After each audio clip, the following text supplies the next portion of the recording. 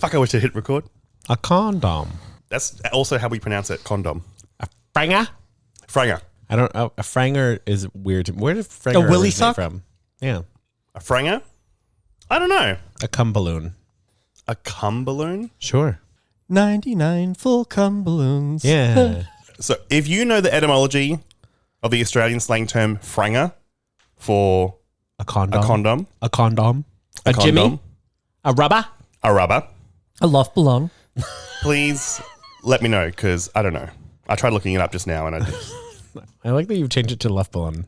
Yep. Change approved. Yep, change approved. Change approved. These are Carnation Instant Breakfasts.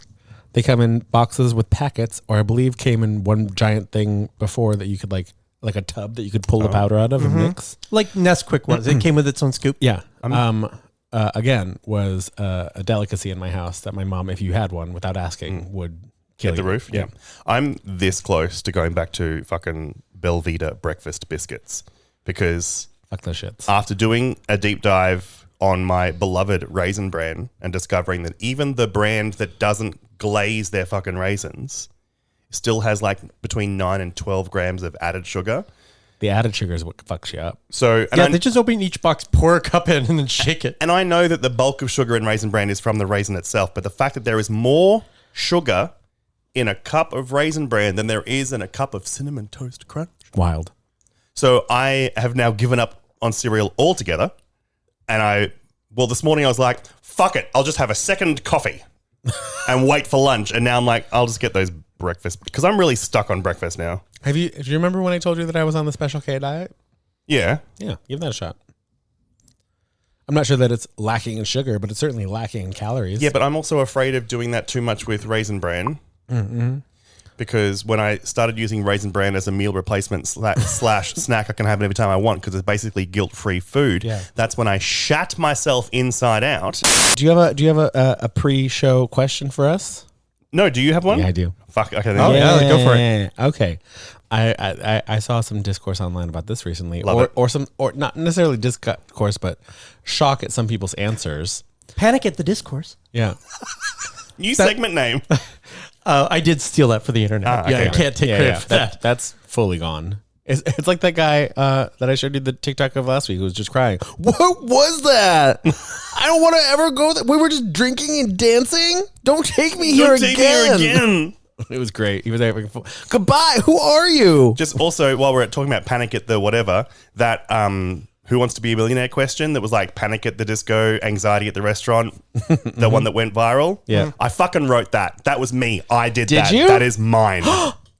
That's so upsetting that you're not getting credit for it. I know. Except here. You're like the second most famous person from Australia after me from this show. Fuck you.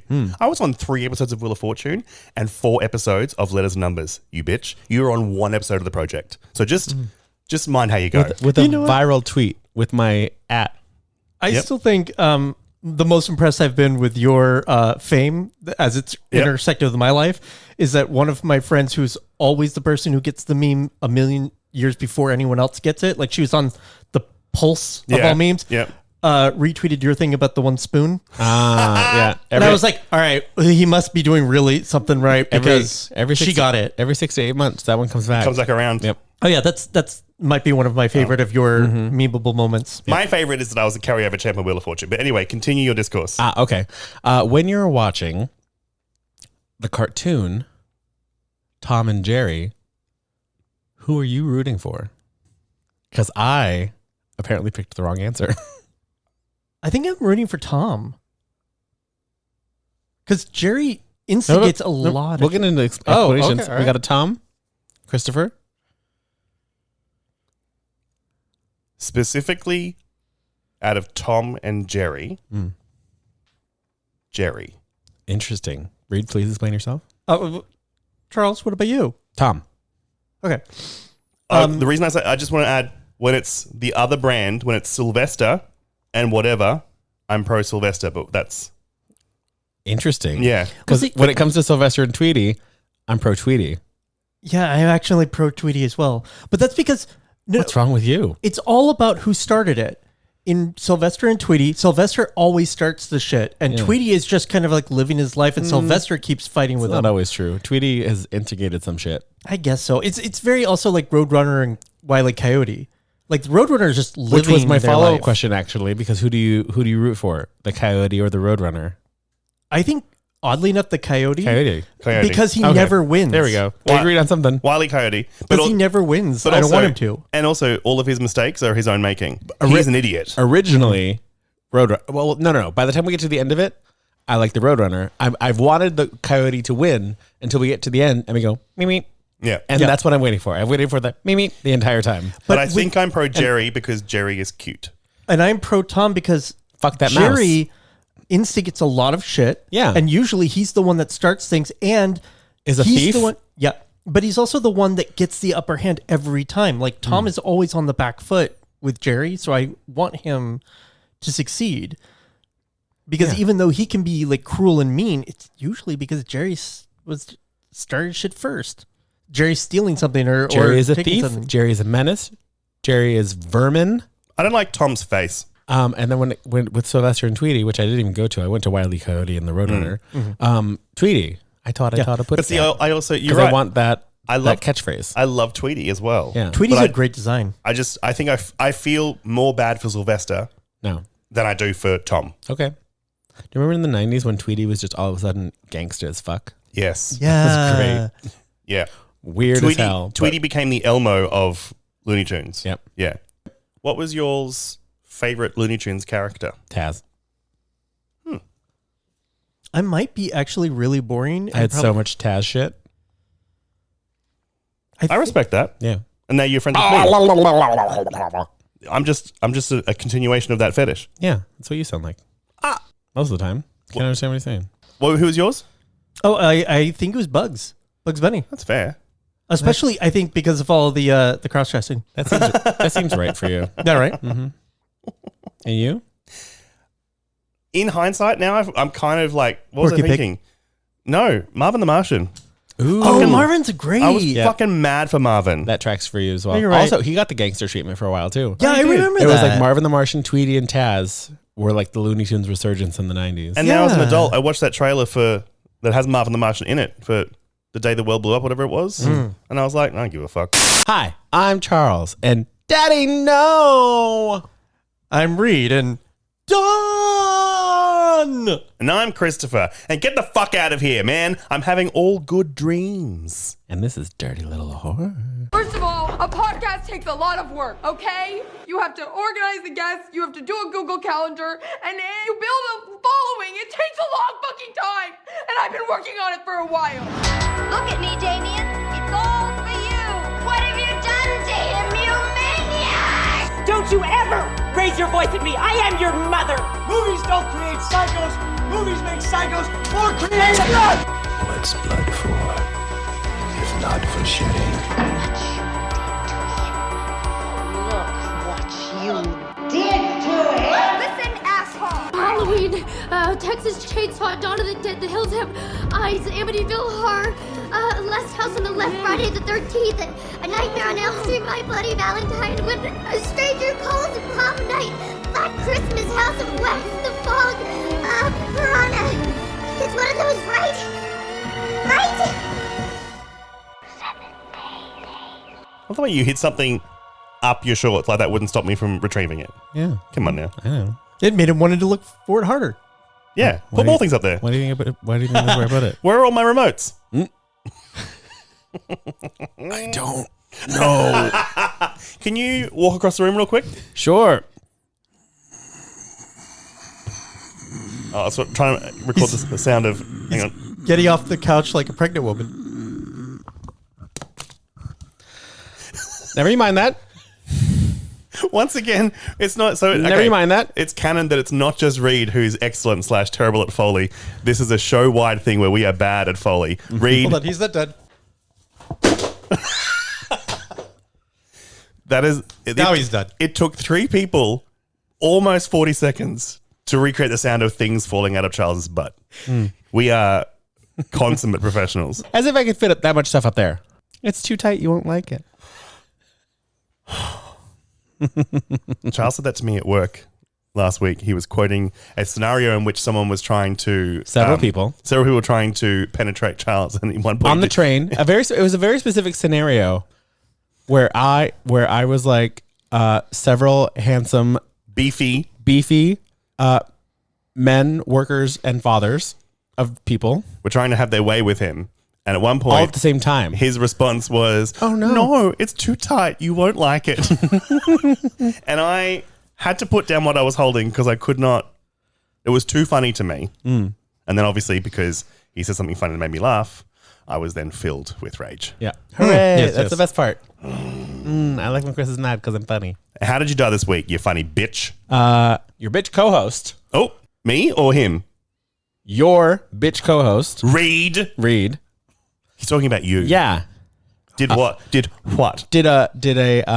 a public embarrassment in which I died. You know how most of the time I die of secondhand embarrassment that I caused myself? Yeah. This time it was caused by someone else, and it was your bitch co-host. Oh, so I did first-hand embarrassment. Yeah, sure, I guess. You. I know exactly what you're talking about, but please tell the story. Okay. I did a lovely thing for our friend group. You did? As I'm known to do. So a couple weeks ago. We just let that one fly. We just let that one slide right past. What? Where I've started the story? No, we let it slide when you said, as I am known to do. Yeah. Doing lovely things. Yeah. So several weeks ago, I sent a group message to the both of you and Allison. Okay. Why is this story starting so far back? Because I know that you hate when I know that you hate my world building. So I thought I'd start back at the very beginning. A very good place to start. When I was a child, I always loved the theater. Anyway, I found this weird indie downtown show. Immediately thought of Reed. Yep. Because of the subject. Yep. But it is called Gollum Owned a tropical smoothie. It is, if you guys can get tickets to it, because this is the third iteration. I went back on their TikTok. It started a while ago. Yeah, they've figured it out. If you have a TikTok, they have a TikTok account, so you can at least see little clips of the genius of Gollum and Tropical It was at Smoothie. the Tank. Now it was at the Soho Playhouse. We saw the very last performance of it there. I hope wherever it goes next, I will go back to see it. Yes. It is a weird, hilarious musical about Gollum owning a tropical smoothie in Panama Beach City. And for Florida. anyone who isn't familiar with the chain, because it confused the hell out of me, because I'm like, what do you mean he owned a cup of drink? No, as in a smoothie store called Tropical Smoothie. Yes. In Panama City, Florida. It's very important. It's very important. It's spelled out several times that it's in Panama City Beach, Florida. Yep. And what is great is it is not a Lord of the Rings parody. It's not. It is at all. a play about a teenager who works in a tropical smoothie owned by Gollum. Owned by Gollum. And also it is in my a delightful puppet show. And I bought us all tickets. I made sure we were all going. We got there, and I knew that there were two performances, but I was like, whatever. We don't stay for the second one. I don't give a shit about what this other play is. No one told me there was a second performance. Reed, there's a second play. To which Reed was immediately furious, which eventually we all ended up furious, but I was happy that Reed was mad. Yeah. I was presciently upset because we see the Gollum show and then the other play and it's because is worse. It's the only reason for this, so you need to know, is because Reed was out at night, and Reed doesn't like to be out at night.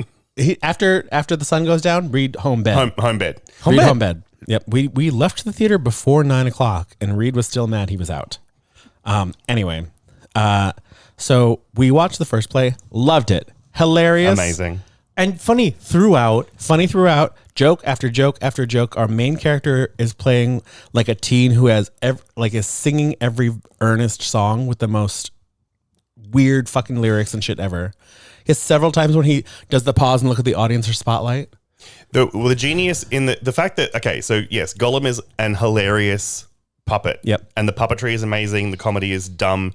But that actor's ability to do all that shitty, earnest, dear Evan Hansen bullshit with a Leslie Nielsen level, completely straight face, which just made it funnier. Yeah. He, even when he did the whole, realized there was a fourth wall thing, it could have been so bad if it had been handled by somebody who didn't truly, one, love being a theater person, and also completely understood what dorks they fucking were. When he waved to one of the members of the audience, and compelling, obviously, as anyone would, the audience member to wave back, at which he reacted like a jump scare in a horror movie. Screaming, yeah. Was delightful.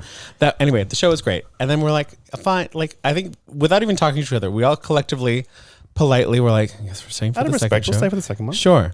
And within the first minute and a half of that bullshit ass second fucking play, we were furious because it was bad. Okay. As self-aware the first play was, the reverse of self-awareness was for the second. And I don't want to go into too much depth shitting on this play because this was still worked on by a lot of young people finding their way in the autistic space. Should I not say what it was called then? Do not say what it was called. Yeah, we're not. Yeah. I was going to say what it was called. All I will let's leave it say alone. is what I said when we exited, which was it all balanced out because we all loved that first play and that second play loved itself. Yep. But what did I say when we literally first walked out? This is my death, thank you. So first of all, that second play sucked ass. And it was played. It was what the first show was parodying, how earnest these kids were. These were the worst theater kids you can imagine. And it's not all their fault. I believe it was a cruelty based solely on the titles of the play to put those two plays together. Yeah. They should never have been put together. Absolutely not. Anyway, we walk out the door and there's the cast of the first play, greeting people, talking to people on the sidewalk. The first play just finished bows and I grabbed Chris's thigh aggressively and went, go, go, go, go, go. Get the fuck out of here. Because I almost twice during the show got up and just fucking left. If there had been leg room, I would have left. I would have left. But we get I need to outside. learn to trust myself more because You should have just left. Because if you just left, you would have given us leg room so we all could have left. I sat there because I was like, no, we're supposed to stay. And apparently they want to stay. We so did not want to stay. No one was looking at me being like, we can go.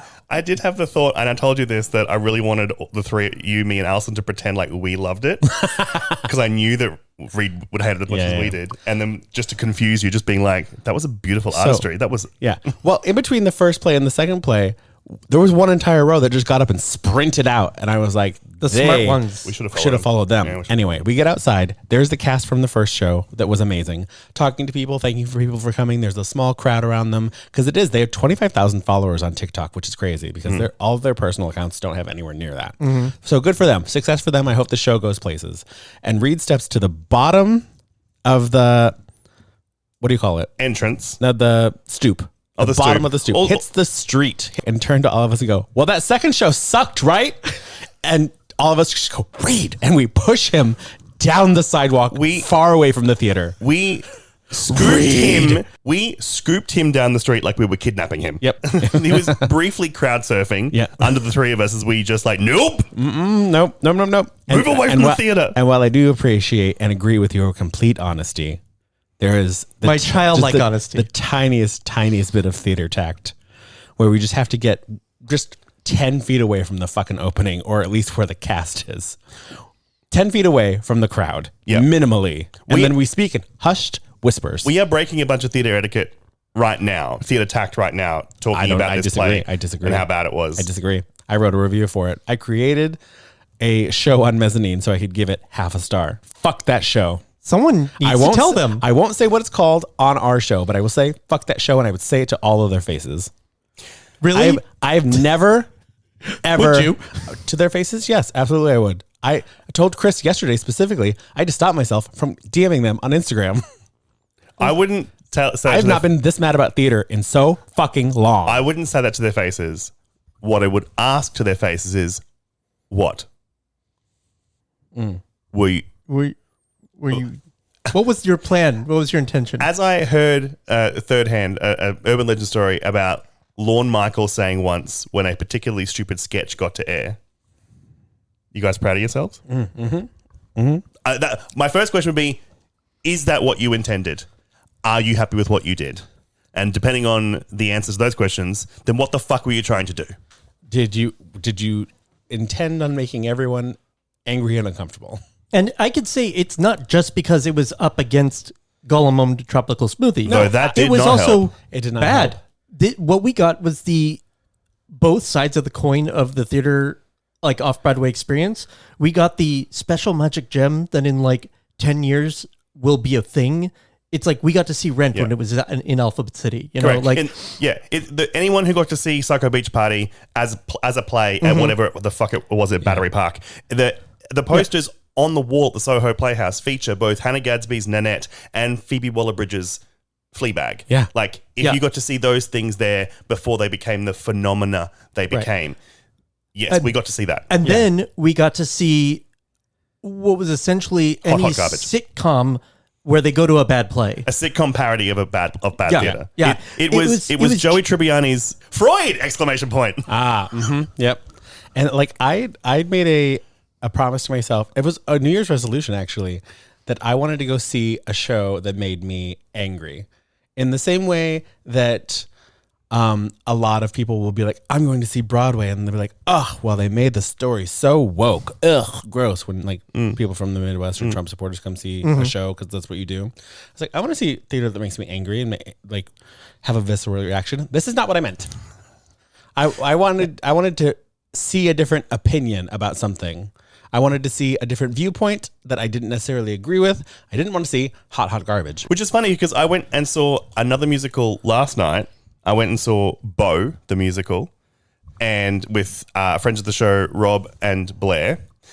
And as we all walked out of the theater, collectively wiping tears from our eyes and talking about the ways in which it like smashed through our hearts, another dude, an old dude, walks out and is like, did you guys like that? And we were like, yeah, fuck. Yeah. And he goes, oh, I thought it was torture. And then he waddled off down the street. Well, I mean, after you told me what it's roughly about without giving away any spoilers, I was like, I don't need that kind of trauma in my life. If you decide you're not going to see it, I will tell you more of the story specifically to drive home exactly how much you don't need that in your life. That's like when I went and saw that Hugh Jackman play last month. Yeah. And the play wasn't great, but it wasn't bad. It still starred Hugh Jackman, and he was fantastic, as was his co-star, whose name I can't remember right now.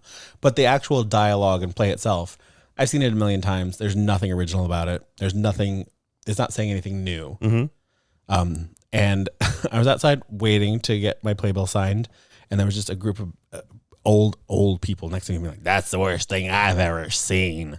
Oh, it was so bad. I was like, it wasn't great, but it wasn't bad. It was very like mediocre. This was bad. Yeah, the play that we all saw on Monday was the worst play I've ever seen. Anyway, Reed, how'd you die this week? Oh, I was 1 degree of separation away from Nathan Lane. Oh. Nathan Lane? All right. Yeah. And I mean, we all kind of are, but how? I mean, besides being a homosexual. Besides knowing me, who served him several times at a restaurant? Yeah.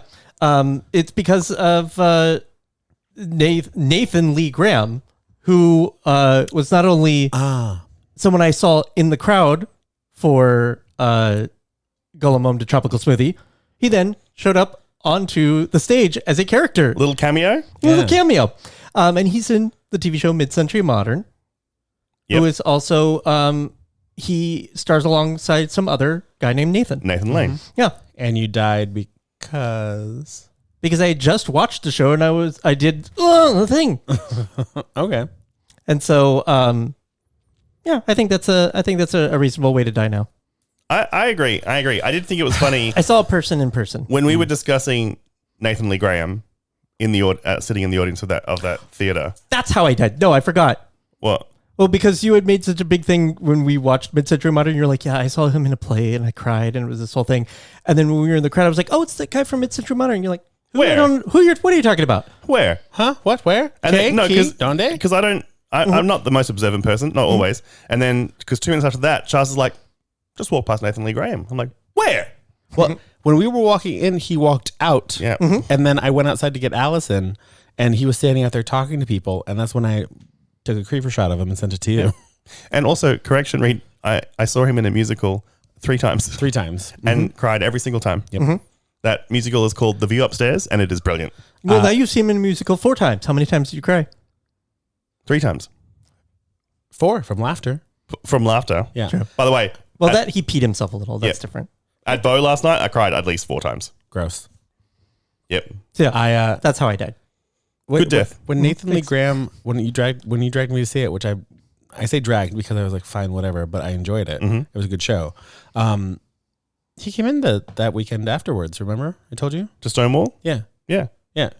It was great. I still have a photo I took with him in the foyer of that show where my face is slick with my own fucking tears. Ah. Oh, I remember you telling me about Yeah. that. Yeah. Maybe never mind. How'd you die this week, Christopher? Oh, it's weird coming from that direction. Yeah. That's what he said. Call me Dr. Robotnik because I got taken out by Sonic. Ooh. Oh, look at you. Go on and explain, but I'm proud of you. Look at you. fuck How a you made that hedgehog? connection. What? Fuck a hedgehog. I did not fuck a hedgehog. Okay. I just want to make sure. I tried To fuck a hedgehog? to fuck a hedgehog. I tried Sonic drive-through. Was it a drive-thru? No, They all are. Well, they're a drive up too. Not this And one. not this one. This is the thing that confused. Okay. Let me go back. Let me Charles style set up a story. Several months ago. When I was 7, Call me Ishmael. it was the best of times. It was the worst of times. No. So I would like to try all the American shitty chain restaurants, obviously. Yeah. But I can't because of proximity. But also, particularly, I wanted to try Sonic for a while because they have those crazy milkshake things. But at the moment, maybe permanently, I don't know. I don't follow their life. Have a cross promotion with Grillo's Pickles, and they have this pickle bonanza meal. No, it's not for Reeds at all. This pickle bonanza It's a good thing it's like a state away. It's not. It's in Queens. It's a good thing it's thousands of miles away from me. Here's the thing, because I was in Queens this week, dog sitting. I was in the heart. I was in deepest, darkest Queens. By He the was way, on the other No, hemisphere. you weren't. no, I wasn't. I was in Sunnyside, but it was also it's delightful. Yeah. It's winter over there, right? It's on the other side of. No, I really like Queens. Whatever. This bougie Manhattan fuck is talking like his first apartment here wasn't in the middle of fucking nowhere in Brooklyn. You It took him Bay like an Ridge? hour Yeah. and a half to get to every Yeah, fucking eat day. shit, I don't want to bitch. shut the Furthest- fuck up. That's why I am like that now. I'm like, I don't ever have to do that again. Of the three of us, I'm the only one who's ever only lived in Manhattan. So eat shit. Well, no, that's how I know to stay away from Wait. all the outside Manhattan. Wait. Outside Manhattan. I say that, but also I spent a significant time in Rockland County, which you need to catch NJ Transit to get to. So whatever. Yeah. Po body's nerfed. But No. Just rewind again. Manhattan, and then as Reed just referred to them, the outside the Manhattan. outside Manhattans. Not the Manhattan. Pan to the head. No, we're not supposed to be like that. If I could be like that. No, because You know what? I've decided to be that person. No, because I hate it when people who are I don't like the fake rivalry, and I don't like when people in Brooklyn are like people in Manhattan. And What do you mean, Work Island? Work Island. Similarly, I don't like when people in Manhattan are like, okay, fine. I don't like Brooklyn, but it's not because I don't care for Brooklyn.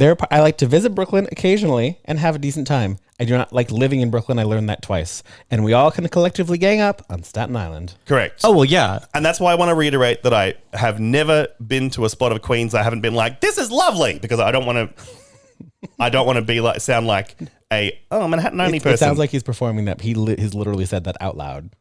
This is lovely. When we went to go look at Jazul's apartment the other day, which is not far away from where I am, so he's been to Astoria before. Where, this is lovely. These streets are so tree lined. See, it's like when you have the siblings that you're like, you fight amongst each other, but if anyone messes with them, we're like that with the other bros, because we can all agree that Staten Island is disgusting. Agreed. Take it, Jersey. The reason I think parts of Queens are lovely is because every part of Queens I've been into has reminded me of a different part of Melbourne, which I also love. Mm-hmm. So, we got way off track. Also, equally as far away. Read. So, there is a pickle bonanza, whatever it's called, meal deal Nightmare. at Sonic. You wait till I describe it to you. You're going to hate it. Wait. You don't like pickles? Doesn't like pickles. In general, at all, period. I like pickles the way he likes cherries. Ah, okay. So no. So no, but it also means whenever we get a burger together, I get extra pickles. Yep. It's a great. I love how it works out for me. So this is the burger is slathered with pickles, but also dried pickled chips. They look like Ruffles, but they're dried pickle chips. So pickles and pickled chips. The fries. There's so much work in this disgusting thing. You So need much to- effort. You need to hold on to your outrage because I haven't gotten to the part that's going to make you the maddest yet. So Oh, just no. hold on to it. So just shut. Shh. You might throw up. You might throw up. I nearly did. This play is bad. Fries dusted with pickle seasoning, and then a lime pickle Rita slush. Wait, I'm not done. No, So- you're done. No, I'm not. you're done. No. You're finished. No, There's It no is- more. It is like a Slurpee that's half lime, half pickle juice. It also includes It sounds disgusting. bursting So it's tart and briny? the bubbles. You know the bubbles in that lemonade thing from Starbucks right now? Yeah. That filled with pickle juice. And then this is actually part I didn't, Wait. Bubble? Yeah, like Boba. pickle boba. with that burst in your mouth with pickle juice. And then also What's in the box? on top of it, on top of the slushy are 2 pickle slices of pickle. This is the worst part because it turns out they were the Grillo's spicy pickles. Ooh. And Ooh. they had no business being on a drink. I did drink half of it. I'm surprised you didn't drink all of it. Because I tell you why I didn't drink all of it. The lime pickle Rita slush part was quite nice. The bursting bubbles were not so great. And I didn't have the right size straw. So every time I encountered resistance, I had to really to get it up, and then it would hit the. It would. You didn't have the right size straw? No. They don't have the big wide ones? No, they only have not only do they only have the narrow ones, they're fucking paper. Oh. So like trying to watch a giraffe swallow in reverse? Yeah, and so then by the time it got into my mouth, it was basically exploding already. So that anaconda don't? Nope. And I actually took it with me when I left the establishment, and I was going, I'll just drink the rest of this. It's fine. And then halfway home, I was like, wait, I feel a bit unwell. I think I might throw this out. And I did. Yeah. But the burger was disgusting. Well, all I can say is at least eventually after all these terrible decisions you made one good choice. You should have done it earlier and just thrown it out the moment they brought it. But I haven't you told at least threw some of it out. I haven't told you why the burger was disgusting. Tell us why the burger. I know why, but tell Reed why the burger. Because they left all the pickles off. So You motherfucker. all I had was the pickled chips. And I was like, why? This doesn't taste very pickly. All I'm tasting is very, very shitty burger chain burger. And then I realized that it didn't have any actual pickles on it. The Grillo's Pickles cross-promotion burger didn't have any fucking pickles on it. I would have taken that shit right back up to the front. I didn't realize until I was halfway through it. And I was, and No, ma'am. Right back up to the front. You know This how shit you has couldn't 0 pickles on it, realize bitch. your tongue had so much brine on it, you couldn't taste anything. So you couldn't tell what had pickles. You thought air had pickles in it at that point. yeah. You were so overloaded with pickle. Yeah. If you, That's how he likes to be mostly. I will tell you right now, if I'm being 100% honest, is this a safe space? No. No. If I had that slush pickle Rita in front of me right now, I'd have a couple of sips. Yeah, you would. I know you would. I'm not trying to be overly dramatic when I say this. Try. Go on. I think you should be deported. Wow. What a way to find out Reed is MAGA. No, this It's not without merit. no Yeah. this Matt at Grillo's, actually. yes.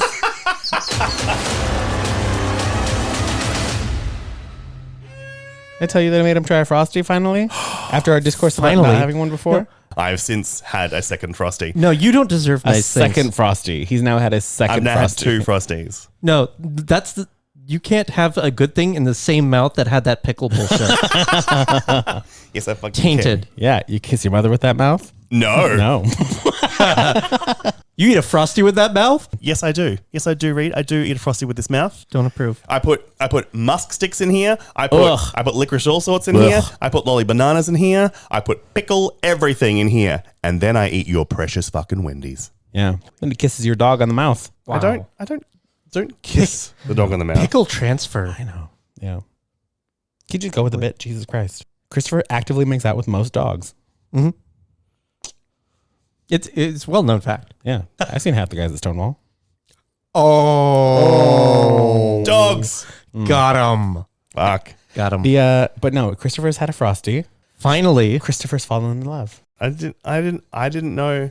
You didn't know? I didn't know. Did you have the traditional chocolate Frosty? Yes, he did. The correct one? I Better, did, yes. better than a fucking McDonald's milkshake, I'll tell you that. And I will say it before, I've said it before and I will say it again, and it's so true of Frosties. In the same, the way I shit on American chocolate, you all do terrible chocolate, but your chocolate flavored things are incredible. Yeah. Chocolate flavored anything with like, oh, it's got a chocolatey fudgy, blah, blah, blah. Fucking amazing. Yeah. I have my second Frosty, my second Frosty, which also was a large. I got the salted caramel one. How is that? Because it was a chocolate with the salted caramel It's swirl in it. So you can get vanilla if you want, but Yeah, I had I've had that, chocolate yep. and it had bits of crunchy caramel all the way down. I did not take into account the weight dispersion that caramel syrup is a lot heavier than Frosty. So I didn't get a lot of caramel syrup, but then the bottom 6 mouthfuls were just caramel syrup. Sauce. That does sound Caramel like sauce. a thing. Caramel sauce. Yeah, Just because six- it sounds like what they should have done is like line the cup with it, and what they did was just squirt it directly into the bottom. Correct. Because they don't have time.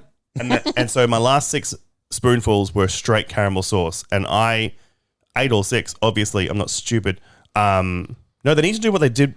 Have you ever had a core concoction sundae from Ben & Jerry's, the place where they make it for you? No, I've never actually been to the Ben & Jerry's. I've only ever known it as a thing in a paper cup in the freezer. So in Australia, the only place you can get Ben & Jerry's like made in store, they're attached to Hoyt cinemas. Oh. So you can take your ice cream sundae into a fucking cinema. It's brilliant. But a core concoction is they take the cup, right? You pick your flavors and they kind of smear it up the side of the cup all the way around, leaving a hole in the middle. And that's where they put the fudge or the caramel or the strawberry, whatever you pick. They that do way, that. it's all the way. And then you can buy them in tubs that have the same thing. It's called a core concoction. Oh, is that why they came up with those in tubs now? Yes. Ah. And it's the same thing. It's you get a little Goo bit in of the the middle. sauce, the Yeah. goo, all the way down. But Yeah. they made the choice for you for the flavor, whereas like Correct. I would do like probably strawberry in the middle of almost all of them. You go after me for my pickle obsession, and then you continually choose to sully dessert ice creams. At least strawberry is fruit. food. It's fruit. It's basically a salad. A pickle is also food. Just because you can eat it doesn't make it food. So what's the difference between a strawberry and a pickle? One's edible. You know, I wanted a better explanation, but I'll take that. That's perfect. That was a problem with perfect that response. explanation is also ironclad. Like you can't penetrate that. So let's. But also, depending on who you're talking to, one One of them is one of edible. them is edible. What is Yeah. edible and what is garbage? What's the difference between a cherry and a pickle? One of them is edible. I've had a small epiphany. Sure. I have spent a lot of time this week complaining that despite having a very physically know. active job, and shut up, despite having a very physically active job with a lot of moving, walking up and down stairs, carrying, lifting heavy things, and I have another side job where I walk every single day, I am not getting any fitter. And then I talk about how I had a Frosty, and then I had a second Frosty, and then I had Sonic. And A large pickle slush. I'm starting to put the pieces together, you guys, as to why I might be stagnating. Drinking liquid sugar every day. I stopped buying Raisin Bran, okay? That's the battle. problem. The problem was the Raisin Bran all along. All right. It was Raisin Bran all along. Enough of assassinating my character again. We've been recording for an hour. Let's do a movie. We're not assassinating your character. We're assassinating your choices and your decisions. Oh, And your that's- opinions. That's okay then. Oh, and the way you see the world. Oh, all right. Yeah. I think now we've just realized that an hour of nonsense. An hour? Yeah. Jesus. That's how it always is now. I think that's part of the script in our brain. 1 hour of nonsense, then movie. Then movie. Because we are usually very good at getting into the movie within the hour mark. It's true. The Also, nonsense used to be restricted to 20 minutes. do you want to bring that back? Heavily restricted. No. Do you want to bring that back? No. Because I fucking absolutely will. not. No, I don't. All right. There's also a handful, I'm not sure how many, but a couple have admitted it to me, of listeners who listen up until the point the movie starts because they don't have Give a shit. they have no interest in horror movies. So they just want the nonsense? They just want the nonsense. And then much like the caramel at the bottom of a Frosty. Correct. The horror movie is the caramel at the bottom of the Frosty. We are the rest of the Frosty. yeah. Oh, well, the Frosty. Okay. Yeah. Delicious. Delicious. And then you get to the bottom and you're like, well, all right. I'll work my way through this. I'm not going to waste it. Are you And insane? I would say we have an even smaller part of our audience who's like, there's too much nonsense. Just get to the movie. Look, if you think we have too much... I don't. No, you're not talking to me. I'm talking to the Okay. listeners. If you think we have too much preamble ramble, let us know gently. We might amend it. Otherwise, we're going to keep doing this. But now, let's do a movie. Yay. Okay. So we're continuing our completionist streak so we can get to the more recent cinema release. Last week, we did 28 Days Later. And this week, we are doing the very surprising 28 Weeks Later. After 28 days, they thought it was over. This is what it's all about, gentlemen. Families starting again. They thought it was safe. What are you afraid of? What if it comes back? It won't come back. They were wrong. This Friday, I'm gonna get you both out of here. I promise. the threat is everywhere. 28 Weeks Later, rated R, starts Friday, only in theaters. Why did that trailer become Kingdom Hearts, like right in the middle? Do you want to know why this movie was surprising? Because we all remembered it being better. Yeah. What do they mean that the infection is everywhere? It's still just an UK. It's not. Yeah, if anything, that trailer is a spoiler to the very last shot of the movie. Yeah, we haven't gotten anywhere yet. Anyway. We're still in the countryside. We never leave the countryside. Whatever. Spoiler alert. This movie sucks. Yeah, sorry, guys. So what did you all think of this movie? You know what? In that trailer, I could also feel the nauseating camera work. Yeah, you were real mad about the camera work in There this. were parts where you had to look away. There were many parts I had to look away because I was getting nauseous. 2 hours ago, wait, we've been talking for an hour. 3 hours ago, I would have sworn to you that I enjoyed this movie. Same. And had a great time. Same. Which is why, when 28 Years Later was announced, I was like, fuck yeah, because 1 and 2 were great. Same. Not the case. No, ma'am. There's one good part about this movie, and I'm not even sure if that's just because I'm patriotic because she's Australian. But Rose Byrne, I like Rose Byrne. Rose Byrne. I enjoyed Helicopter. I did like Helicopter. Okay, there are 2 good bits of this movie. That's not enough to sustain an entire movie. Absolutely not. Robert Carlyle's doing great. Sure, but I think all the actors are working their butts off. It's just unfortunate because you cannot see anything because someone decided to tie the camera to a rope and just swing it around. you know those cat toys that is it's meant to look like a ferret chasing a ball, but there's a gyro inside the ball that just makes it all over the floor everywhere. It was a camera mounted to that. Yep. I think there were moments where the cameraman actually slipped and fell. I just left it in. And then they decided to also give one of the actors night vision goggles and just said, "Here, you film." Oh, yeah, there was a whole night vision sequence, wasn't there? Yeah, there was. I think that Rose Byrne, great. I think that Robert Carlyle, I don't dislike seeing him in things. I like him. This is before he was doing the Rumpy Rumps. Idris Elba, wildly underused. Yeah, barely in it, except Also like showing not- his beautiful, handsome face. Not famous.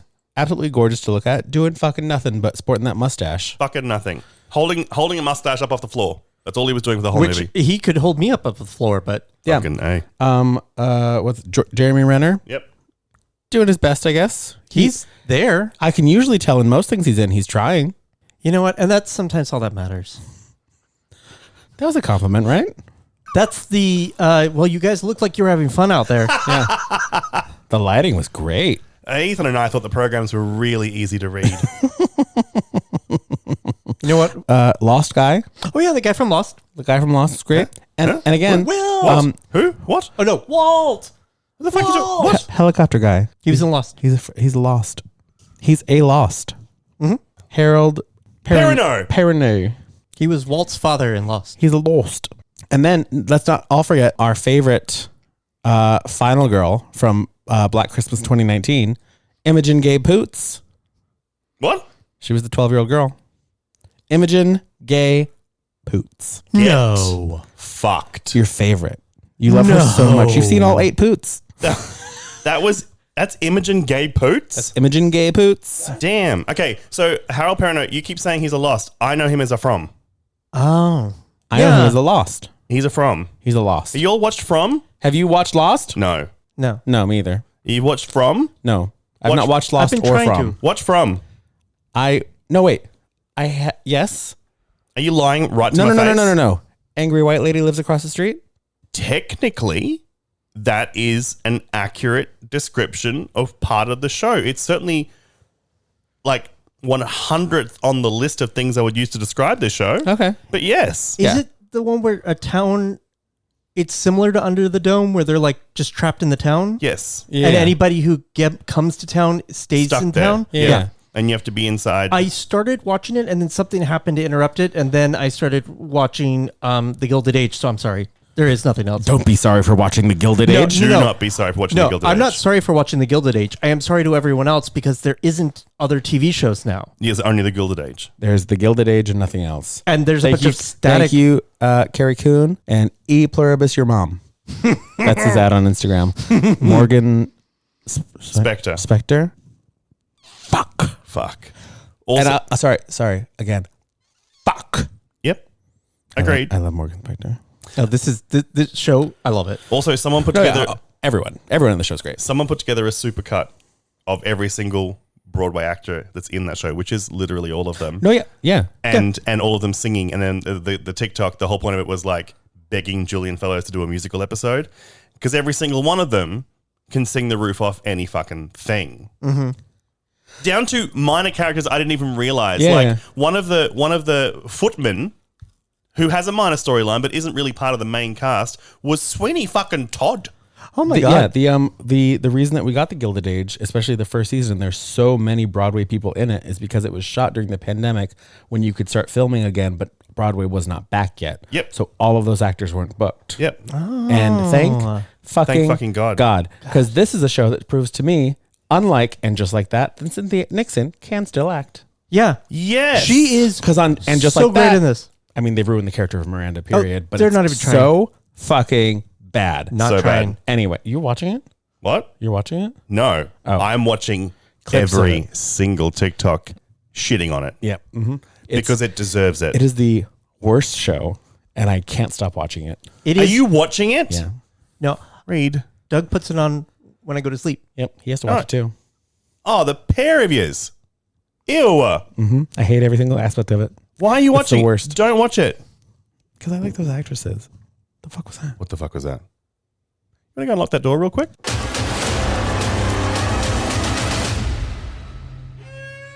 Whatever that loud, thumping, possible explosion sound was has not happened again.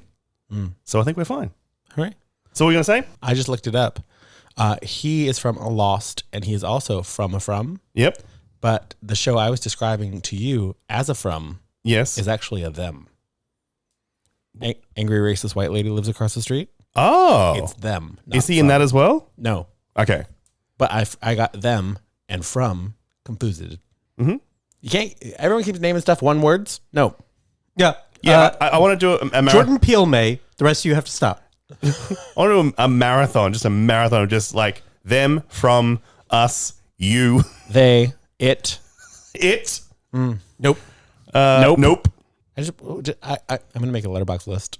Yep. Pronouns.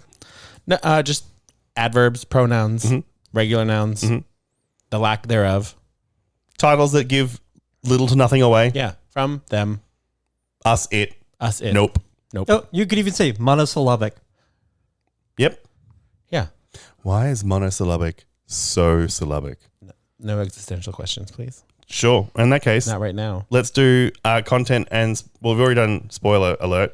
Let's do content warnings and then do a reader read. All right.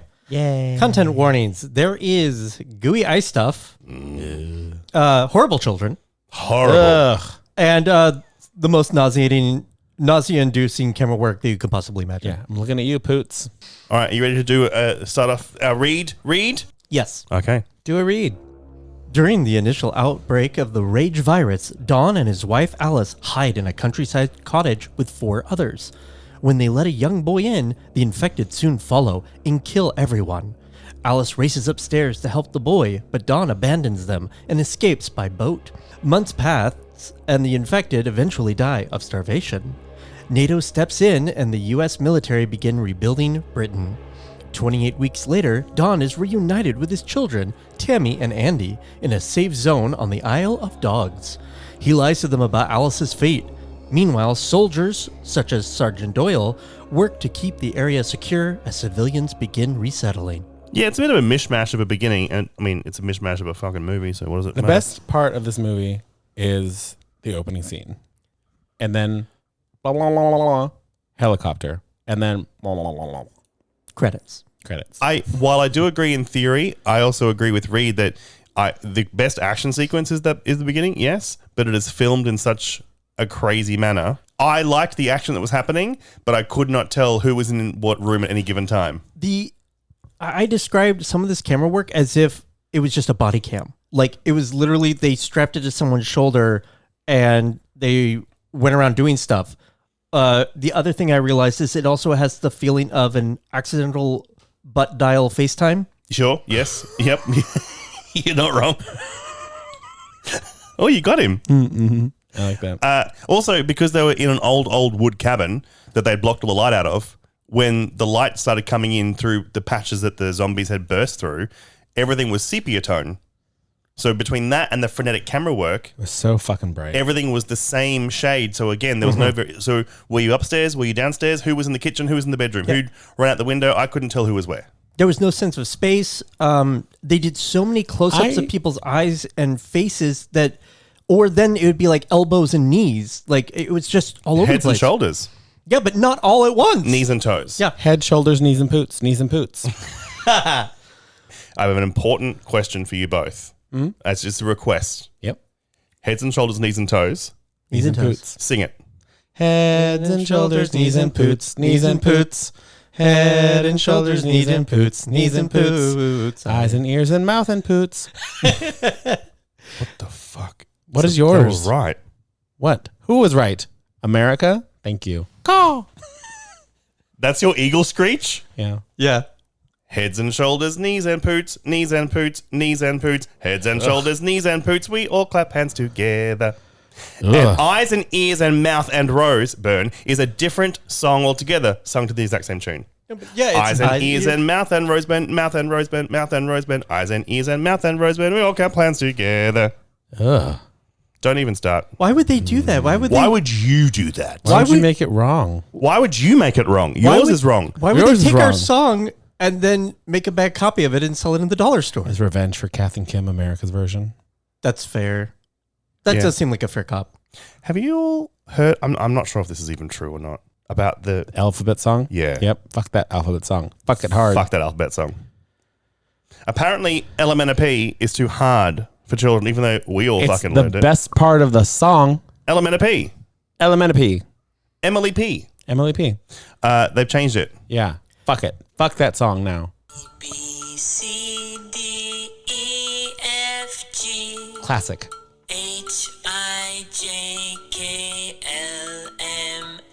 Fuck off. Fuck off. No, Fuck the off. cadence is wrong. Fuck off. Fuck off.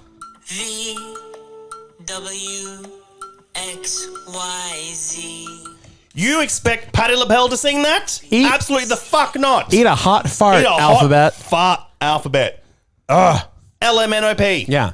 What would you do that to Twinkle Twinkle Little Star? I don't fucking think so. Twinkle, twinkle, little star, how I wonder what you are up I believe it's R. above.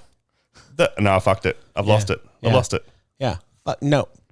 You wonder why kids can't read anymore? That's You why. fucked up the alphabet song. LMNOP is why. Yeah. Yep. Elemental P. Anyway, standard, we hate this movie fair. Yeah. We don't want to talk about the movie. We will talk about because Anyway. when we're annoyed with a movie, we try to fix it. No. When we love a movie, we gush about it. But when we hate a movie, we won't. We pretend we don't know her. Okay. So, the beginning of this movie is the best part. Yep. Also, what's his tits? That little boy who shows up, knock, knock, knock, let me in. Oh no, zombies. Fuck that kid. Fuck that kid. That Fuck kid that ruins kid. everything. Yeah. No. The man did the right thing. Listen, those old people, too fucking slow. You're not going to make it. your husband saved you, and then you still were like, no, I can't climb up this. I can't climb up this ladder. No, and then nom. Not can't, refused to. Yeah. Wasn't climbing because she was like, no, Harold, or whatever the fuck his name was. Harold, no. Wasting all this ladder climbing time. Harold. And then fucking climb up the ladder. Yep. Joan, whatever the fuck her name is. Joan Baez. And then, yep. And then she was like, help me. You took too fucking long. No. Your window is closed, Fuck right off, old lady. She wanted them to lift her up, straight up, I guess? Because they were, by that point, the zombies were swarming her. Because she spent so much essentially- time being like, Harold. She essentially, to that ladder, went, uppies. Yeah, she was standing there kind of like, what's his name in Austin Powers when the steamrollers come in? Yeah. Yeah. And then Don, who briefly goes back to save his wife, and then his wife, Alice, Resident Evil, wants to save that shitty little kid who brought all those goddamn zombies here. And how is she and saving he's going, him? leave him. We don't know that fucking kid. Yep. She just holds him, though. She's not like leading him anywhere safe. She's taking him to a closet. I got you, and now we're both definitely gonna die. Hooray! We're both in the corner. And you know what? Don is a shitty person for leaving Alice behind, but it was also Alice's fault for saving that shitty ass little kid. I don't disagree. Who ate all that food with his fingers? I will dispute.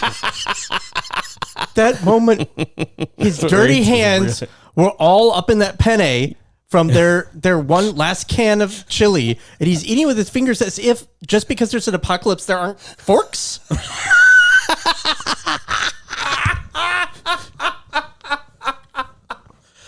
We are all dying because a rage virus has wiped out the population. And at any point, we could be eaten alive. And Ray's like, there's no excuse not to not use good manners. Especially when you have dirty hands.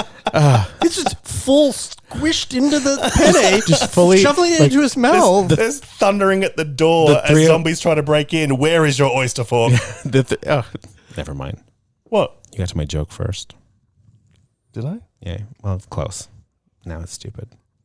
Say yours. No, it's fine. Just step on it. It's okay.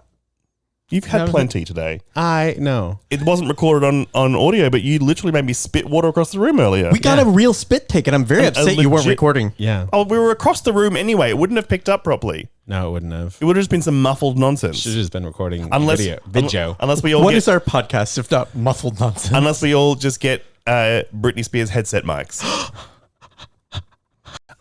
Anyway, this movie. Yeah.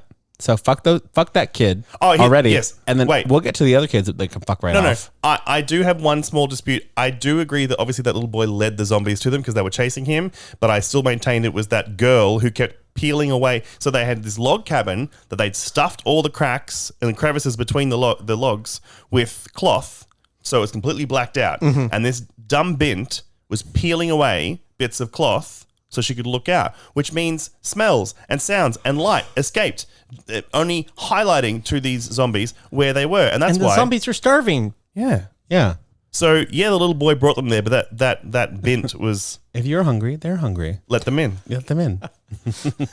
All right. Should we do cheetah read? Yeah. I just want, like, the best part was until Don got in the boat and left. And then we have blah, blah, blah, blah, blah, blah around everything else.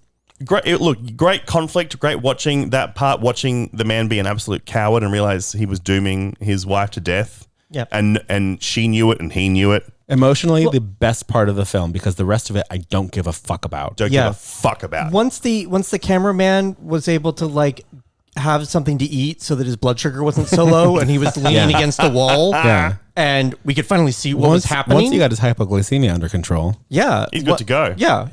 He finally got on his medication for his seizures and everything was fine. But then he ran out for Act 3, but we'll get there. Yeah, then they fired him. All right, cheetah read. No, Creeder read. That's me, right? Creeder read. My name's not Cheesterfer.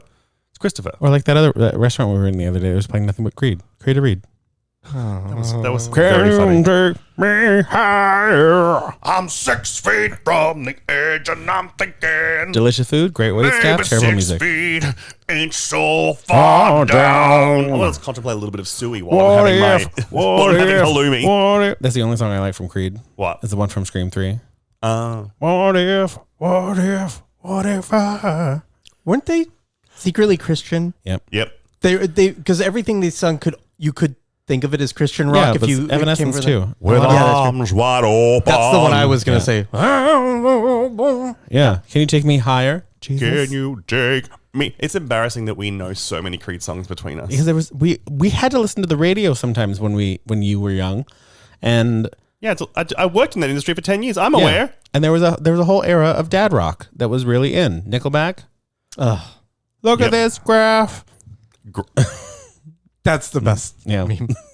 The secret crossover Christian groups were insidious. I didn't like them. Sixpence No, None the Insidious- Richer can fuck off. No, Insidious was a movie. Can you take me higher to a place where I'm not like this. you're not like this? Because I don't know what they're Yeah, yeah. Can you take me Sixpence None the Richer? Yes. I knew Evanescence. I knew Creed. I knew POD.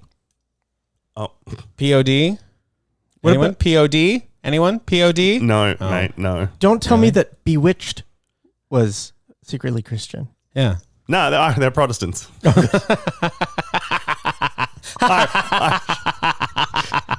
Fuck you. Do your part.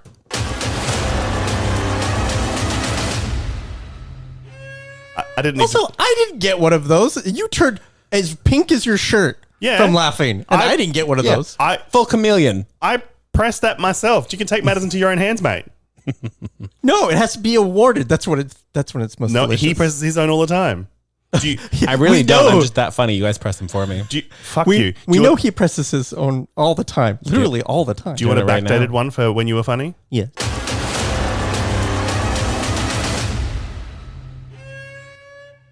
Oh, my butthole. Work through that. I'm fine. I'm an adult. I need to calm down. Just breathe through it and push out a little bit.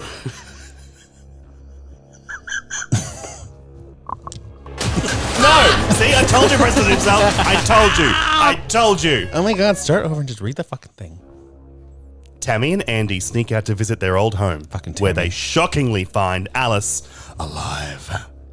She's brought back and quarantined by a military doctor named Scarlett, right man, who discovers that Alice carries the virus but doesn't show symptoms. When Don visits her and kisses her, grossly, he's instantly infected and brutally murders her before unleashing chaos across the zone. Scarlett rescues the children, believing they may share Alice's immunity. As the infection spreads rapidly, Brigadier General Stone orders everyone killed to contain it. Doyle defies this order and escapes with a small group of survivors, including Scarlett, Tammy, Andy, and a man named Sam. It's a lot of A names. They flee District 1 just as it's firebombed and are followed by a now infected Don. So yeah, I want to know how much of 28 years later has retconned this movie, because between part 1, act 1 and act 2, essentially, we find out that weeks later, the infected have starved themselves out and there are no more. Mm-hmm. And we do find out in 28 years later that they eat worms and fish. Yeah. No other spoilers, I guess, because we haven't gotten there We yet. haven't got there yet. But you're telling me that all of the infected there's no wildlife that they could eat whatsoever anymore? This is the thing. So I think what's been retconned is a bit dicey. I know they retconned the very Paris, end, yes. the Paris thing. So the movie ends with them unleashing on Paris. Well, they did. I wouldn't even say they retconned it. Danny Boyle just said in the promotion for 28 years later that they just bombed Paris. They kept it back Because that's what they did. That's what they would have done. Isle of Dogs. They blew it up in the text with CGI fire. In the text of the opening of 28 years later, they did specify that they pushed it. It hit mainland Europe. They pushed it back, and it was just contained to Britain. Mm-hmm. Now, the notion that the zombies could starve to death in 5 weeks, and yet here they are alive 28 years later, does require some mental gymnastics. Yeah. What I think is funny is that so the zombies starved, but the regular human being who is apparently not a zombie or only half zombie is fine. Yeah. Yeah. Because she has the capacity for abstract thought. Yeah. She's gone a bit crazy and is a bit feral, but it's a lot crazy to go in 5 weeks, but it's a lot crazy to go in 5 weeks. And it's just weird because, I mean, you can tell, like, I'm sure she's went through some trauma because she doesn't know where her own children were. She doesn't know they were alive. Then she loses her surrogate child within a few minutes. Thank God. And her husband left her dumbass behind to be eaten, and then she finds out that she's maybe immune, and so then she decides to go home to like her actual like original home. Yeah. So far to me, it sounds like she's been winning this whole time. Yeah, if she had only had a DVD player and like all of the seasons of Sex and the City, she would have had her life together. Find that supermarket from the first movie, get all that chocolate. Yeah. You had GTG. Yeah, all that chocolate they didn't want. Exactly. You're good. We both got attacked by the infected, so I don't have to take care of this kid anymore because he's fucking dead. I'm fine. Oh, okay. Great. How wonderful. Oh, my shitty husband fucked off. Oh, thank God to be rid of him. On my way home now.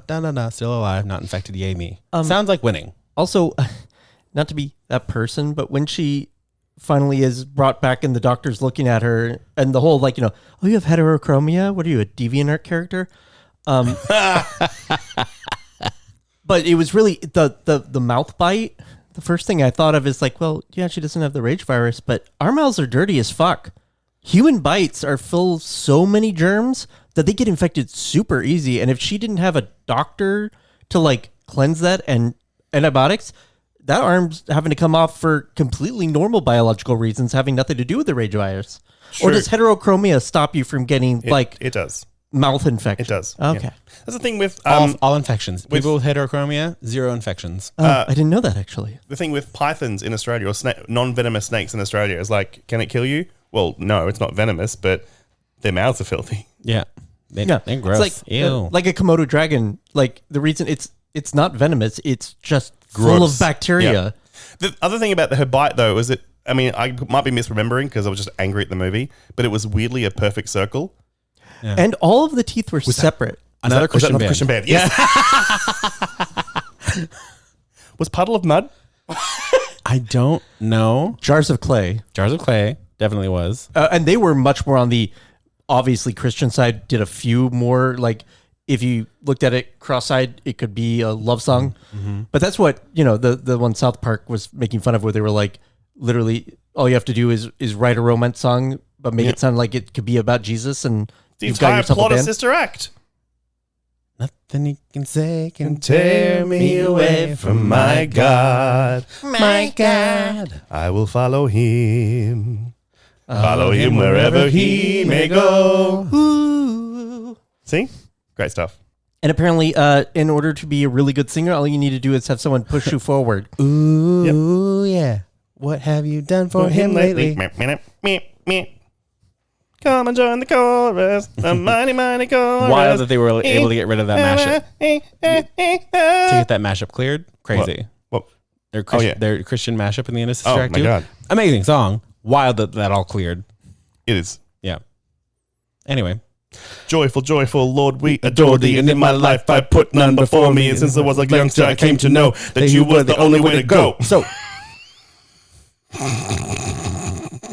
I can still see you in your overalls with the one strap undone and the backwards cap. One of my best TikToks. And it was not fully backwards. It was at the angled backwards. Angle cap. Angled cap. Very important. With the trio effect, so it looked like there's multiple of me. Yeah. you down with G.O.D.? Oh, yeah, you know me.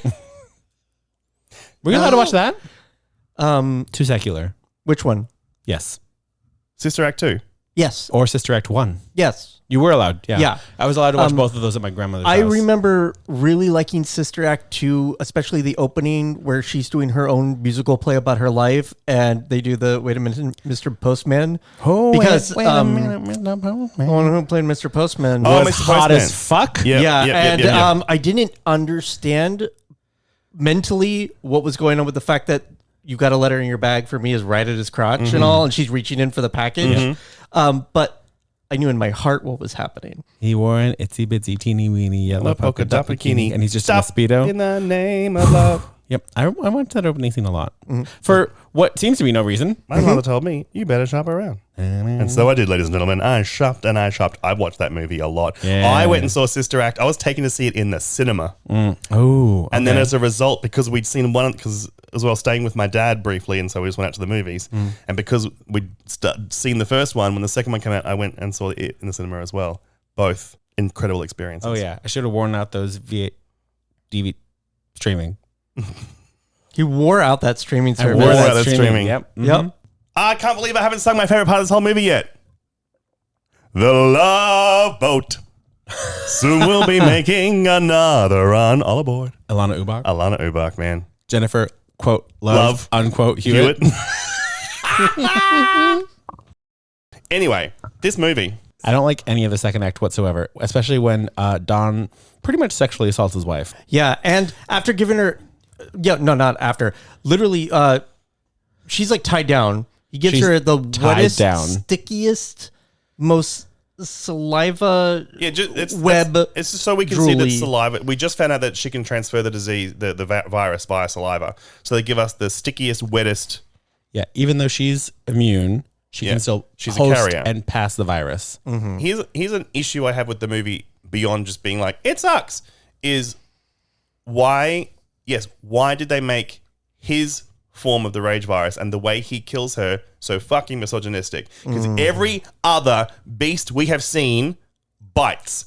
They bite, they scratch, they bite, they scratch. No, he beat the shit out of her. Yeah. And then gouged her eyes out after ripping part of her neck out. Yeah. What the fuck? That is such a specific choice that makes me very uncomfortable. And it's like, it doesn't even really speak to the character they created. Like, Correct. It would have been, and it doesn't make sense, honestly, that he'd survive this long if he's going to take that much time to, like, kill somebody. Yeah. Yeah. He's not that type of person. He would, if anything, his rage would have made him, I feel like,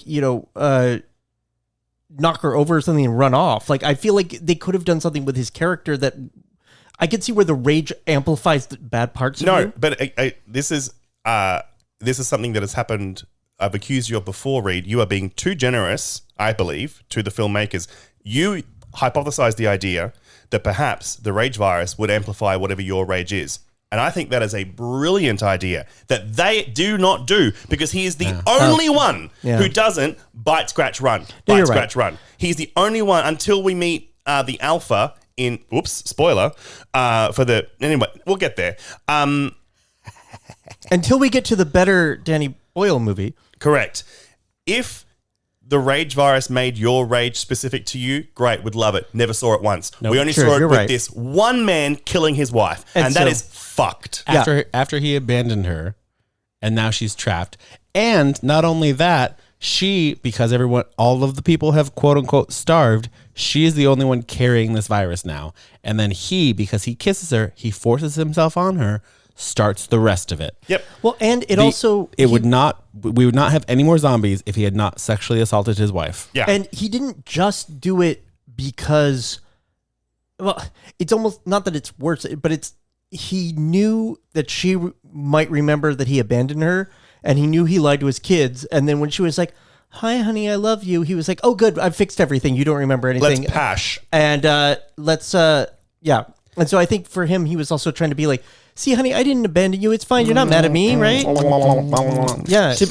When his kids confront him about her possibly being dead, I was like, it's one part of the movie where he's still right, because he did think she was dead. Yeah. I mean, he did not lie to them. That's like, if you got bit by one of the zombies, you're dead. Yeah. He doesn't know she's immune. She didn't know she was immune. No one. Everything could have else thought of about it's one point when he wasn't lying or being a coward. He did tell his children that she was dead. He was wrong, but he was not lying. But he did say he saw her die, which is not really what happened. And he would have had to. It's making an assumption that up until that point should have been correct. They would have had to. He would have had to clarify to them. Well, no, I didn't see her die because I was running away. Yeah. And that's the thing, is he used that declarative sentence to obfuscate what was really happening, is that I left her for dead. Yeah. Yeah. Which is different than I watched her die. But anyway, we move on to the Cheetah Reed. Basically, everything that happens in the subsequent movies and the rest of Zombie Outbreak is Don's fault, but also Alice's fault, but also that kid's fault, but also Don and Alice's kid's fault. Because everything that happens next, Jesus Christ, and in the second part of that part we just covered, was all those fucking kids being absolute dickheads. Yeah. Yeah. Making terrible choices, standing in places too long, looking into things that they shouldn't, and going down the wrong, How many tunnels and scenes hallways. can you have with a kid staring googly-eyed at something? What? Save him. He has, I get Rose Byrne's part where she wants his blood so she can hopefully find a cure. Yeah, save the that specimen. makes sense. But when he's just like wandering through hordes of zombies and not getting absolutely brutalized by zombies, it's just like they're not skipping him because he's a kid. They'll eat anything. Yeah. There's no way this kid should have survived. And just because you're not infected just because you're not showing symptoms of the rave virus doesn't mean that if they bit you in the jugular, you wouldn't bleed out. Exactly. Yeah. But you're not immune to bleeding out unless you does heterochromia stop you from bleeding out when your aorta has been No bite infections, no virus transmission, no bleeding out. Yeah. If you have heterochromia, you clot immediately. Yeah. Everyone knows that. Duh. I was homeschooled. I don't know things. When the lengths they go to save this kid who is putting himself in so much danger constantly is him and his sister. They're both just like, well, we're quarantined. We should go find a bike. Yeah, let's go running around Let's places. go look at our own house. Oh my God, you guys, I used to live here. Can I come in and look around a little bit? Oh my God, Mom. Thanks for everything, you little shits. This movie's so stupid. Like, honestly, why did we like this movie? why did we when it like this came movie? out? My theory is that in 2007 we had not had a lot of quality zombie. Like, maybe we Agree, had, 'cause I but don't so really care much for them. more good zombie content. That's quality content. Content has come out since then. It's very gruel. That has raised our standards. Perhaps in 2007, everything was still a bit shitty. Yeah. So we're like, this is great. Yeah. Also, that frenetic movie storytelling where the camera was not being put on a tripod, maybe was new and fresh to us, and maybe when, maybe when we were younger, it didn't bother our inner ear as much. Read. Okay, but also something I perhaps. brought up while we were watching it. The first movie was shot on consumer grade handheld camcorders. Yep. The new movie, which we will talk about later, is shot on iPhones. They are shot with a very distinctive style. I get the shaky to a certain degree is a certain kind of style for this series. The middle movie, as far as I'm aware, doesn't have any fucking excuse besides just like run that way and don't really try to hold the camera. If it was of the time, it would have been shot on a Motorola Razr, I guess. Try basically what you're a cameraman. Yeah. Hey. Yeah.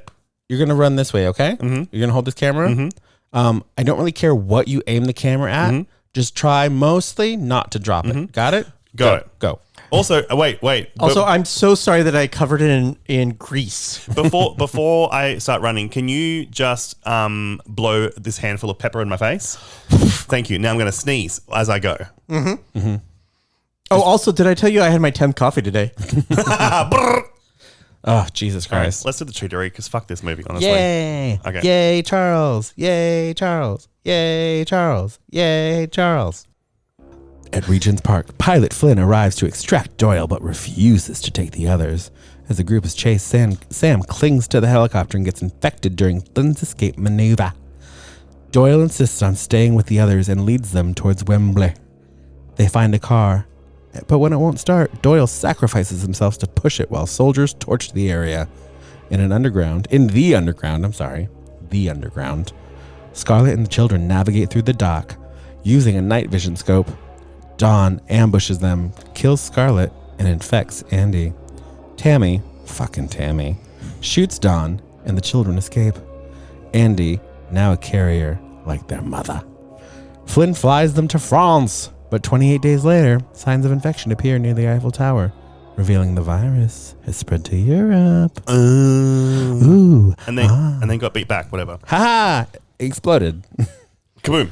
Boom, boom. Goodbye, France. I do like Hooray! that, honestly, if they hadn't kept those kids alive once he had it, because they were like, oh, we could cure it, or you could just let it die. Yeah. Because if it can't spread to anybody, It was almost over. It was almost done. Yeah. You saved your sample and then decided to smear it on everybody. Yeah. It's just, the choices that everyone makes are all wrong. Poor choices. Yeah. About an hour and a half earlier, Scarlet, Rose Byrne, should have spotted that bite mark on Alice's arm. Oops, sorry. Quick lethal injection. No. Never mind. Never mind. Yeah. Do you think that morally she could get away with that? I think if she told... Took someone else's life I think into her in the hands. real world, if she told even one of those soldiers, they would have... Yeah, okay. Well, and You think if Scarlett would have told them? Yes. Okay. Or in the same way that during that whole scene when everyone's fleeing the facility and the military are all being told, watch out for the friendlies, only shoot the infected. Bull fucking shit. Bullshit. They're shooting every single person that moves. Yeah, fuck the civilians. This movie was so wildly disappointing that by the time we got to the part where Don murders Scarlett, Boo! brutally kills a beloved Australian icon, Rose Byrne. I couldn't tell you how she died. I didn't care. Like all my feelings about how they depicted Alice being murdered, a lot of the same again. Again, he kills Scarlett not by biting and scratching. Again, by brutally beating her to death. Yeah, which is crazy. But I was so numb to how fucked this movie is, how much I was not enjoying myself, and how disappointed at my past self for apparently liking this piece of shit, that I didn't even have it in me to muster up a, yikes, this is also gross. I was just like, oh, fuck, just, if it gets us to the end, quick, just don't want give to be just over. fucking let's go. Oh. Rose Byrne did not deserve that, but No. also it was nice because it's been a while since I've seen this. I knew Jeremy Renner was in it. I forgot Rumpelstiltskin was in it, but I completely blanked on Rose Byrne because I really have no recollection of her before Bridesmaids, and that's unfortunate for me. But You have to watch the movie two hands. But again, it was really fun for me to watch a movie where Rose had not figured out her American accent yet, because every single R sounded like this. That is so rude. But it was great. No, I'm literally not saying it as a dig. It was wonderful. Like that. Like We are great Yeah. at it. I'm not. And I'll hear no argument to the contrary. Reed is fleeing off his headphones. Oh, it's the pickles of accents. Yeah. What, your own accent is the pickles of accents? That is not my accent. That is not how we speak. Reed, I know that you have a reverse erection right now, but we do it to him all the time. We're allowed to take it from him. That is He true. can accent top us a couple times. We access top him all the time. He gets Accent top. He gets accent gangbanged by both of us constantly. I get accent gangbanged by strangers all the live long fucking day. You sound like you're from London. Apparently, by even your own people. Yes, sometimes. Yeah. So you know what? Fine, he can have this one. Thank you so much. It is a real treat to be here. Yeah, I mean, you're doing the ear a lot, but it's really Rose Byrne's. Sorry, yeah, Byrne. No, right. You yeah. got it right. Rose Byrne's R's. Yeah, and then you're doing a lot of ear. I'm technically doing my version of Rose Byrne's accent. Okay, all right. Like, I know that my own American accent's not a lot better. I need more. As I always said, I need more run up. Actually, I haven't heard your genuine one recently. I've just heard the one where you're going real hard at it on purpose. Going real hard at it. Did you fart? Did you fart? Did you fart? Did Rose Byrne fart? I like that. That's your go-to always. Is did you Did fart? you fart? Did you fart?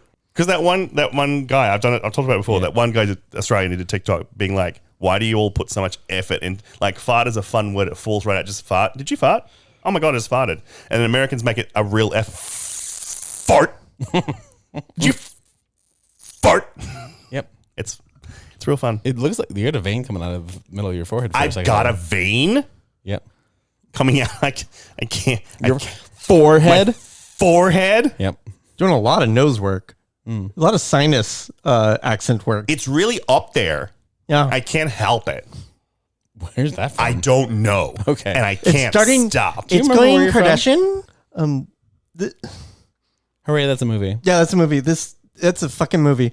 I just would like to say Fart of a movie is what it's it a is. fart of a movie. I just had to say that fuck this movie specifically for its camera work on what it did to my inner ear and the way that much like a human beings and puppies evolved to make their cries change a little bit so you can't ignore them. This movie found ways of doing obnoxious camera work and then changing it up with another nauseating type. Just as he started to settle and be like, okay, I'm used to this emotion now. Yeah. I'm used to the fact that you decided to put the camera on one of those little long elastic slap hands that you put on the window. Then they went night vision with it. Yeah. Dude, just strapped it to a Tyco truck and used the remote from back here.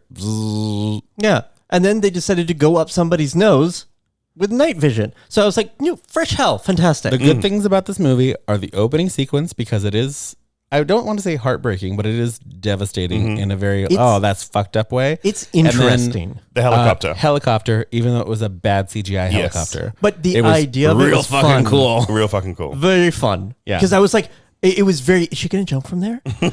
And he does go like front forward, blades going, slicing and dicing, solid shooter, those zombies. And it's fantastic. I did like watching before the helicopter did that to kill all of them, which was just a badass move. Yeah. I did like when the guy's hanging from the helicopter, he's basically like Trying to flick him off. like a booger on his finger, just like, ugh.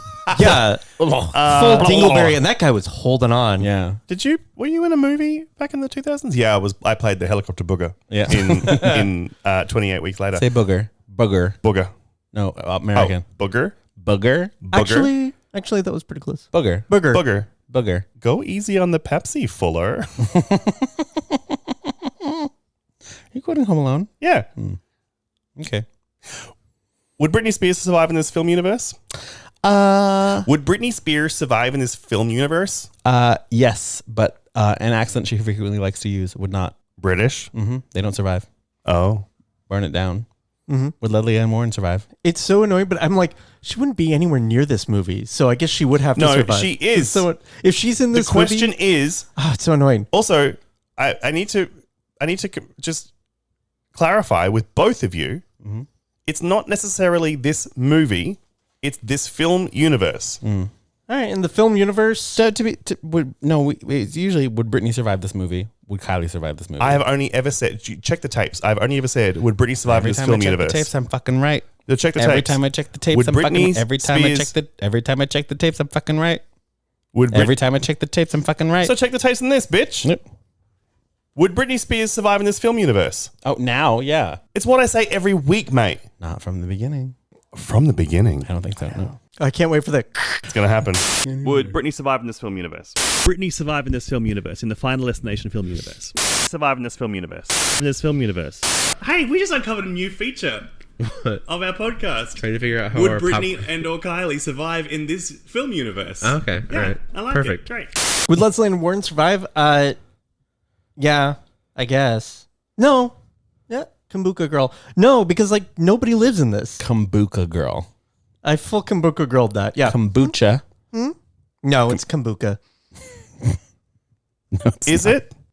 I'm positive. I know this isn't your like first language. Don't do that. But is this like the time you thought that I borrowed a scarf off you and when in fact no such thing has ever happened?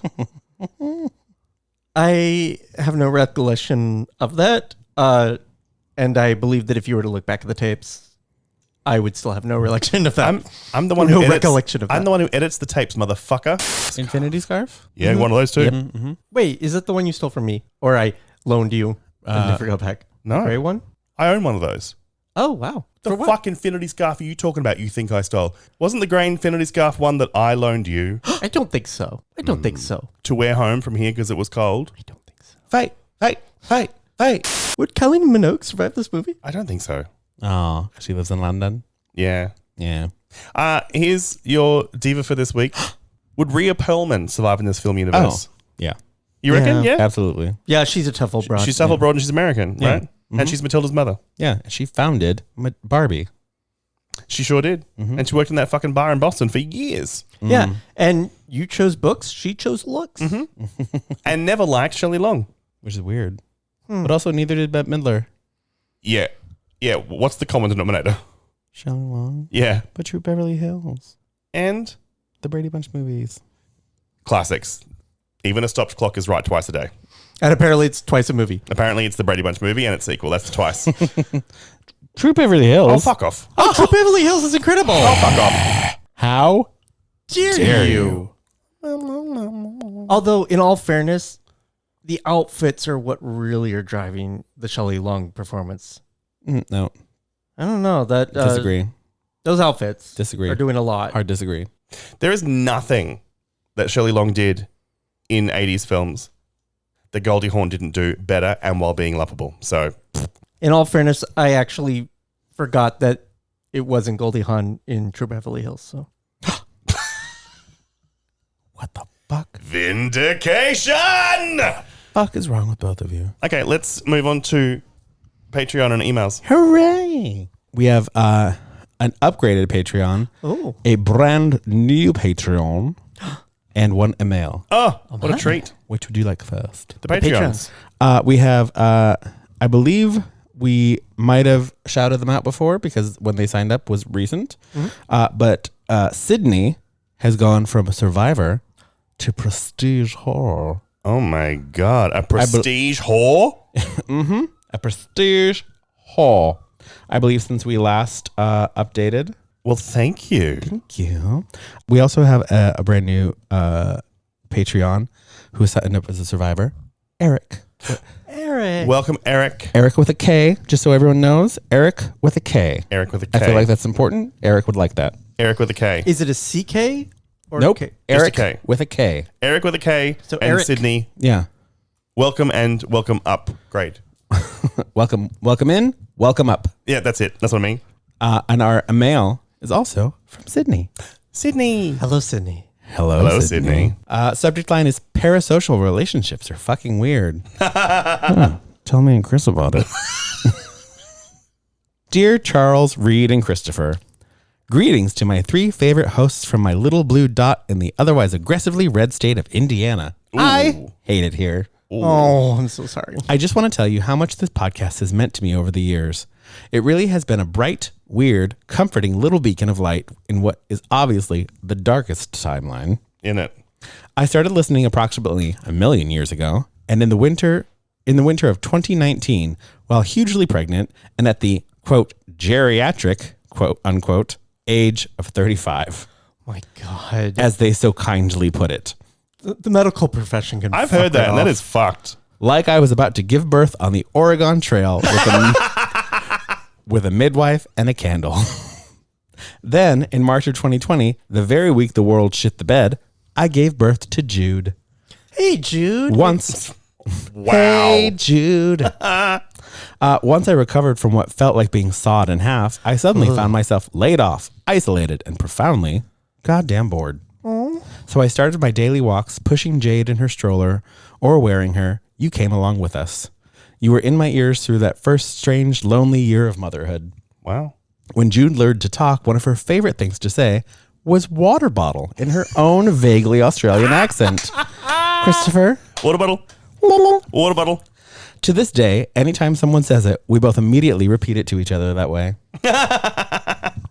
I got in trouble just this week for not saying water bottle enough anymore. From me. Water bottle.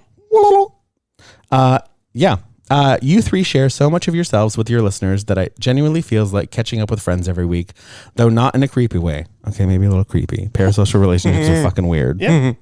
So thank you, Charles, Reed, and Christopher, for your humor and for showing up as your unapologetic selves week after week. You kept me company for literally hundreds of miles of walking, kept me laughing through postpartum mood swings and pandemic panic, and in the first 2 years kept me distracted enough to spare my husband and his entirely decorative nipples from a tragic middle-of-the-night demise. Much love and gratitude from Indiana, Sydney. P.S. Oh. Sorry. P.S. Sorry, Sydney. How I died this week. Perimenopause-induced sleep deprivation finally finished the job. Turns out you can be murdered by your own hormones. Oh. Oh, Sydney, I'm sorry. That sounds rough. But also, at the risk of being like overly earnest, which I know Charles hates, you're most welcome. Happy to have kept you company for all that time. Happy that Christopher has groomed your child. I was doing the math and I was just like, oh my God, this child's like 6 years old. Yeah. Wow. Oh, is that what you were counting? I thought you were counting the number of times I said water bottle. I don't have that many fingers. You have 6 fingers. At least. Oh, I thought you meant years. You got hit since he started the show? No, since just baby now. Jude was born. Baby was born. Yeah, that's hundreds, if not thousands, of water bottles. Hundreds, if not thousands. And you're blueying her That's You're so Blueying fun. Jude. Yeah. Aw. You're Peppa Pigging. It's Yes. me. It's me and Bluey just tainting American children one shitty word at a time. You see how the Brits have gotten pissed off about Miss Rachel now? Really? Yeah. What's Miss Rachel? Miss Rachel is an American children's show. Yeah. I believe possibly on YouTube, but has maybe gotten moved to TV. I'm unsure about that. I don't have small children, but I know Miss Rachel from I know small children. But now British children are having American accents, and everyone's like, "That's fucking revenge for Peppa Pig, you fuck." It really is. I remember being constantly yelled at by, surprise, my own family, for wanting to say words that they decided were bloody American words, which to my mind to this day still fucking aren't. But like what? Hot dog. Here are the two that spring to mind. Here are the It was the most American word I could think of. These are you're forgetting about freedom. Oh my god. These are phrases that even I know, even though I'm from the place where the phrases come from. I know they're fucked. But when I started saying peanut butter, I would get in trouble. Why? Because I wasn't saying peanut paste. Oh. Yeah, Charles has heard that. I've never. Yeah. That might be one of the worst ones. I had forgotten about peanut paste, Peanut and I paste. thought you were going to say something like Pinot Smasho. No. That's like when somebody. Peanut paste. Some guy is trying to be sexy, and he's all like, yeah, that's my penis. You want some of my peanut paste? Yeah. You want a peanut smashy? Here's one that's even dumber, because I still don't even... I don't know, British. Yeah. This one's even dumber, because when I was a little tiny kid, I would have said peanut paste. I don't remember ever in my fucking life. Ooh, she went up an octave. Saying patty cakes. But when I started saying cupcakes, again, I got in trouble for saying the bloody Americanization and not patty cakes. Okay, I'm sorry. Cupcake actually makes sense as a Cupcake makes word. total fucking sense. But patty cakes are what you call cupcakes? Not a single person I know. These are specifically also Queensland terms. I literally thought patty cakes was just a little nursery rhyme. Yeah. I thought because we were using our patties. Patty cake, bakers, man? Yeah. Yeah, they used to call them patty cakes. Oh. And here's the funny thing. To this day, I will often call the little paper things patty pans, because that's what they're called, patty pans, to make a patty cake. But I'm just calling it a fucking cupcake. They're cupcake skirts. Cupcake skirts? Yeah, that change approved. But yeah, look, anything that could be perceived as even remotely American, even tangentially, and I've been over it a million times before over the years. Sydney's heard this so many times about how we were howled down for wanting to celebrate Halloween. Yep. Mm-hmm. And now it's... The world's fucking everywhere. Now it's one of fucking the everywhere. best holidays ever created. It's You're welcome. costumes. It's costumes and lollies. What the fuck is wrong with you? It's now everywhere. It's pretty standard. Also, as I said to everyone whenever I got yelled at, not when I was a kid because I didn't really yell back, but in my late teens and 20s when my peers would talk about, oh no, Halloween, not an American holiday. It's fucking Celtic. I was about to think the pagans, but sure. It's Irish. Yay. And you'll go fucking nuts on St. Patrick's Day. So don't even fucking start with me. I do, yeah. You mean them? Them. Your Australian The brethren. speed at which those cunts will don a big fucking green hat and down Guinness like they like it every March 17th. And then a week later be like, fucking Halloween, fucking... Time to drink some Jameson and some dyed green beer. I prefer Jameson to beer. I prefer beer. I prefer beer. Yeah. Not Guinness, though. No, I prefer death. No. A Guinness to me is like a martini where I want exactly one every amount of years. No. Shan't, won't.